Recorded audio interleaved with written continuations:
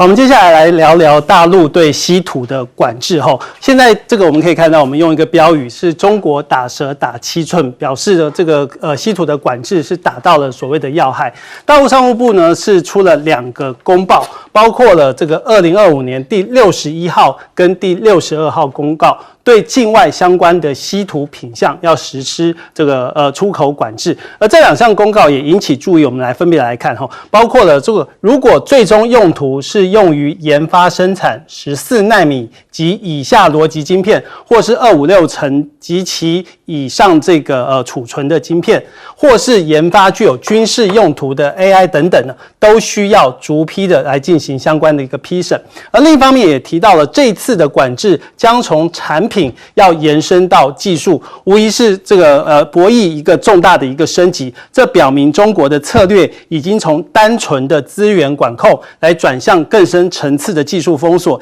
意图要延缓甚至阻断美国等竞争对手建立独立自主稀土供应链的一些相关努力。可以看到2025年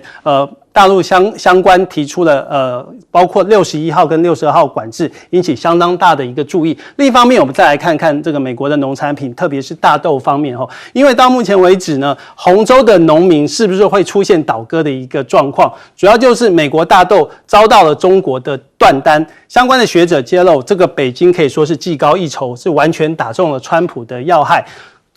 中美在关税问题上陷入了相当紧张的对峙，而大豆更成为2国贸易的竞争的一个核心因此呢，中国政府打中了川普的要害，共和党最在意的洪州的选票可能会出现倒戈的一个情况。我们可以看到相关的一些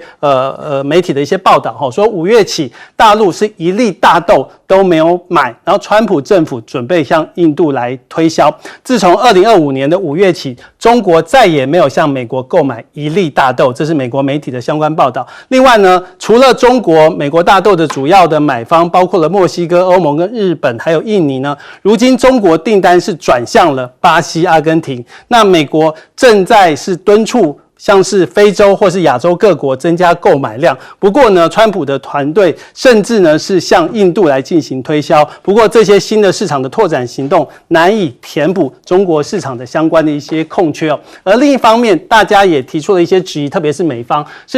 是美国有没有把印度推向了中国？因为呢，美国寄出了50%的关税，等于是重击了印度那印度的智库就向东看，向东看是看哪边？就是靠向了一个中国印度政府顶级智库印度国家转型委员会就认为呢，印度需要向东看，专注于扩大于邻国中国的出口，否则印度会在全球市场上陷入一个落后的一个局面。目前呢，大陆跟这个印度之间的关系改善，贸易商呢也寻求印度国企用人民币来结算俄国的石油。根据路透社引述贸易人士的这个相关的一些报道呢，目前供应俄罗斯石油的贸易商已经开始要求印度国营炼油厂用人民币来进行相关的一些结算。可以看到中国跟印度的关系是越来越改善。我们请亮哥。这个中国刚公布这个稀土新一波的管制我觉得摆明就是要进一步对美国的半导体，因为那个军工的部分本来就没有提供了啦，那现在进一步要对半导体制造要来加以做反制嘛，那等于就是要逼美国来谈因为中国大陆最在乎的就是半导体啦所以我觉得包括连那个大豆连续5个月没有下1粒大豆的订单，这个也是在累积筹码就是你到底要不要跟我做一个大的交易因为目前彭博有传出嘛，中国大陆说不然我5年投资你1兆美元了，那换取那个国安管制的取消如果川普敢做这么大的交易，那中美关系就会到另外一个境界去了因为中国大陆也想开了嘛，就是我太阳能电池比亚迪到美国还是可以得到相当的利益嘛，是那你美国愿不愿意让我来投资那你半导体要不要解除来换取我的稀土这个事实上凸显出中国大陆的筹码越来越多了因为2024年中国大陆的全球贸易顺差1兆美元，那今年一般估计啦，恐怕会到1兆2千亿美元。他手上的钱越来越多啊，你不觉得跟那个辉达有点像吗？辉达现在手上现金700亿美金啊，所以到处投资。那中国大陆也一样啊，反正我今年年底我手上又有那么多钱，我一年给你2000亿算什么？那就来交易吧。那你国安管制你就取消吧。那我稀土也管制你的半导体，不然大家都来做交易，你也不要管制我了，我也不要管制你了。如果这样，我觉得这个是一个极大的突破哦。等于是2019年，就是你如果愿意，那2019年中美达成的那个第一阶段贸易协议，那中国就履行嘛，包括买农产品啊，买能源啊，都可以啊。其实手上有钱哦，底气就是大，就是这样。所以我觉得恐怕川普现在是在常考啦，因为贝森特又在那边吹牛了，说预期这个 APEC 2个人见面就会有好消息啊，所以其实我觉得贝森特跟川普都蛮喜欢讲这种话，充满乐观所以就往前去走吧那我觉得印度这个国家跟中国现在暂时回暖这也不要推论太远我觉得印度这个国家，只要川普随时跟他招手，他还是会以美国为主。又回去了。对，所以不要太乐观了现在就是还没好嘛那我认为川普早晚会给印度减关税的啦。现在就考到那个俄罗斯那个油嘛那给你增个25%，结果印度现在的税是50%。对。可是坦白说，它跟美国的贸易没那么大啦。所以现在就是肚子有气了所以就故意来玩大陆中国牌了连钾抗解突然都亲中了，这实在是难以想象所以我认为这个应该是暂时的。中国大陆也清楚了，心知肚明了。可是你愿意跟我交往，我就跟你交往，就是这样。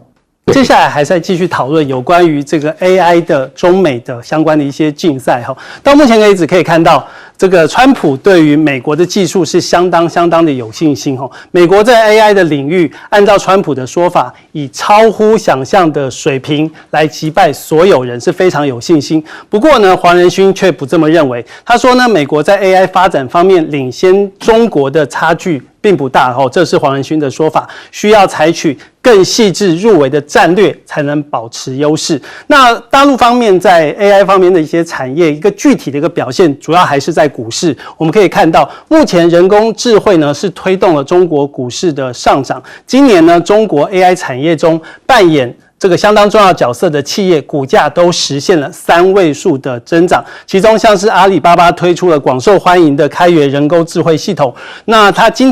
年的股价涨幅已经超过了120%。那中国最先进的晶片制造商还有中芯国际涨幅更高，大概是180%，百度、腾讯、小米还有其他中国科技产业股今年也都涨幅大概是在60%以上。可以看到呢，中国大陆 AI 崛起引爆了股市狂涨，上海 A 股是创下了10年的新高，这是大陆股市在 AI 股方面的一些表现。而另一方面，我们来看金价因为国际局势的不稳定，所以造成了黄金的大涨目前呢，黄金期货的价格继7日首度突破$4000之后，8日它是站稳了相关的一些脚步，黄金现货也正式突破$4000这个历史性的心理关卡。目前累计国际金价在今年已经飙涨了超过了50%，这跟国际局势不稳到底有没有一些相关一些关系策略师是说，金价突破$4000不仅透露出市场的恐慌情绪，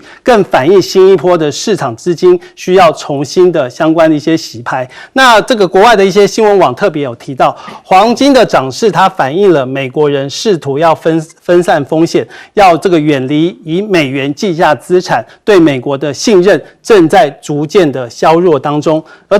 对冲基金的执行长呢，格里芬他也特别提到一个说法，是说投资人为了去美元化而转向黄金的这个现象，令人相当的担忧，因为这反映出市场对于全球主要储备货币美元的信心正在逐渐的动摇当中。这边都提到黄金突破$4000，全球央行正迅速的要撤离美债，因为全球央行美国国债的持仓的规模也罕见的跌到了10余年来的最低点，这再次引发了美国主权债务及其他美元资产对国外投资者的吸引力下滑这样的一个情况。我们再来看看美债的这个部分，因为多项官方的这个包括了就业以及通膨数据，因为这样子有一些延后发布的情况，一旦政府重开，大量数据涌现，规模达30兆美元的美债市场不排除会陷入动荡的情况。大家对于美债也相当充满了一些忧虑的部分。我们来看看大疆，大疆就是无人机的这个垄断市场，那美国还在进行相关的一些围堵。这边有个消息是提到的是说，因为大疆的包括相机，包括无人机，这些有很多个产品突然降价1000元，这应该是人民币，引发了这个消费者的退货来进行相关的维权。大疆有多款产品，包括像是户外电源、云台相机、运动相机，还有扫地机器人，其中包括 Mini 4 Pro 最高降格是人民币的1478元，还有这个运动相机 Action 4最高价格跌价是1129元，这引发了这个消费者退货来进行相关的一些维权，总共大概便宜了是1500元。而另一方面，大疆的产品进行降价，不过美国对于大疆的围堵还是持续。目前美国法院判决这个大疆创新败诉，继续维持列入国防部涉军企业的相关一些名单。因为美国地区的法官在9月26号驳回了大疆的诉讼，指出国防部有大量的数据支持他的结论，认为大疆对于中国国防工业基础有所贡献，对于大疆美国方面还是有相当大的一些疑虑。我们请亮哥。其实川普并不知道 AI 的实际状况啊。中国大陆为什么有可能会后来居上？因为它的工业产能大量应用人工智能的程度远超过美国啊。那主要的原因是因为它的产能大嘛。中国大陆的工业占全世界32%，美国只有12%啊，所以它的产能就很大，那就会用到非常多的芯片啊。那你 NVIDIA 只要稍微被追上，那中国大陆就开始国产化嘛，而且这个还不是只有一般的应用场景的人工智能，也包括机器人。是，中国大陆的工业机器人目前累计有200万台啊，占全世界的54%，这个也是要用芯片的。所以我觉得中国大陆，你只要让它慢慢，然后大家习惯用国产芯片啊，那就会开始取代掉美国的原来的芯片比如说这个辉达现在在中国大陆整个 GPU 的市场大概占54%，华为已经追到27%了。你说他紧不紧张？当然紧张嘛。你2720如果不能卖，华为搞不好就追上来了。那只要追上来，你那个生态系，你那个CUDA以后就没有人用了。所以我觉得他当然会紧张啦，因为他才是当事者啊。这个川普都是随便讲一讲那可是这个也没有办法，因为美国不会让黄仁勋卖更高阶的 GPU 了，所以这个叫命中注定了，你就等着让人家追上吧，因为你的差距也不大，你真的差距最大的是像台积电这一种，是或者是像极紫外光机阿斯麦尔那一种，这个就落差比较大了，大概3到5年这样那至于这个金价，当然是普遍的对美元会贬值的一个不信任，可是我觉得黄金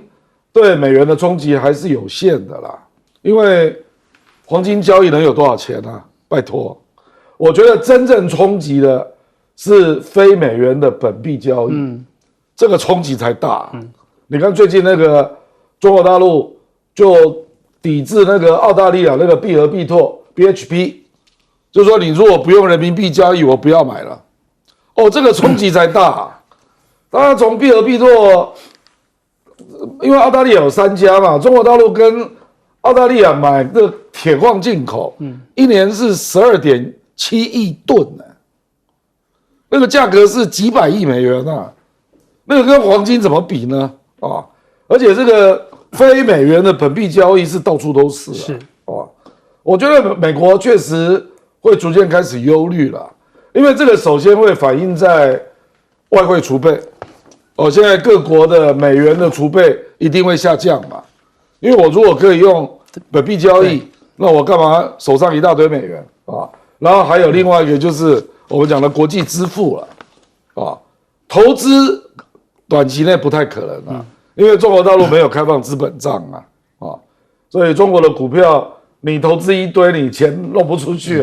啊，这个美国占优势了，是外汇跟投资市场就股票、期货，这个美国是优势，可是外汇储备还有国际支付还有贸易交易，这个美国就头痛了，就越来越多的国家不是用美元来做交易，这个其实会让美国少掉了一大笔钱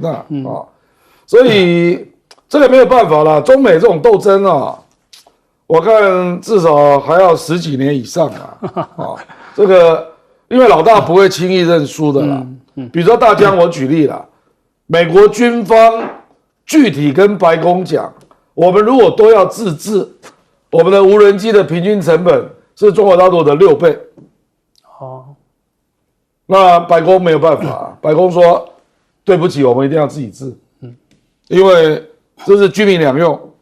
影响到军工企业，我们非自己做不可，就是这样啊。我们台湾不是一样，我们也不准用大疆的零组件啊，所以我们的成本也会拉高啊，只是没有美国拉那么多啦，我们至少要拉3倍左右，可是这个没有办法，这个就是国家安全的利益就远远超过商业利益了，就有这个状况。